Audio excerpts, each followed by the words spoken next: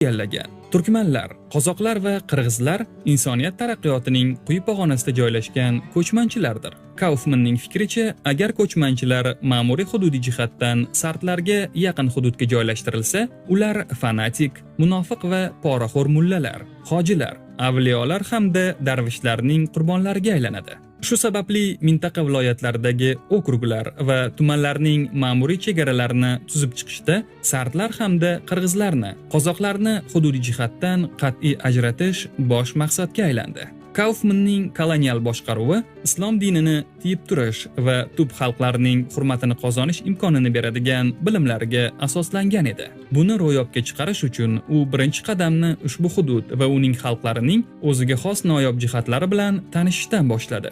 So'ngra maxsus institutlar tuzildi va Rossiya hukmronligini o'rnatish uchun zarur bo'lgan siyosat yaratildi. Shundan keyin Turkistonni imperiyaning mustahkam hududiga aylantirishni boshlash mumkin edi. Qozoq Respublikasini tashkil etishdan ko'zlangan bosh maqsad O'rta Osiyodagi Turkiston va Rossiyadagi Tatariston, Boshqirdiston, Qrim, Kavkaz kabi turk o'lkalari o'rtasida to'siq bo'ladigan hududni yaratish. Islom bayrog'i ostidagi g'oyalarning Turkistondan Rossiyaning turkiy musulmon o'lkalariga tarqalishining oldini olish edi. Arne Haugen qozoq dashtida ruslar tomonidan olib borilgan o'zgarishlar haqida shunday deydi.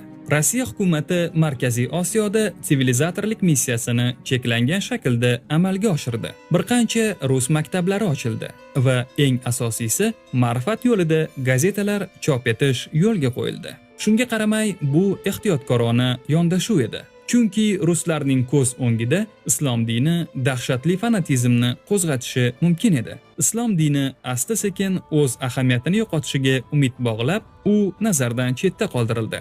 Din e'tiborga olinmadi va yakkalab qo'yildi. Hamda har qanday hujum islom diniga emas, balki uning tashkiliy tuzilmasiga qaratildi. Chor hukumat yuritgan bunday siyosat eng avvalo Markaziy Osiyoning janubiga taalluqlidir. Qozoq dashtlarida vaziyat tubdan farq qilar edi.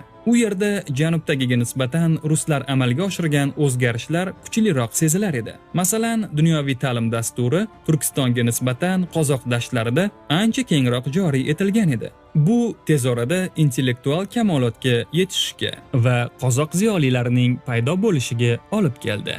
Shuningdek, Qozoq Respublikasining tashkil etilishi O'rta Osiyodagi bosmachilik harakati Rossiyaning Tatariston, Boshqirdiston, Kavkazdagi turkiy musulmon o'lkalariga tarqalishining oldini olar edi. Sovetlarni milliy hududiy chegaralanish o'tkazishga majburlagan sabablar to'g'ridan-to'g'ri panturkizm, pan-islomizm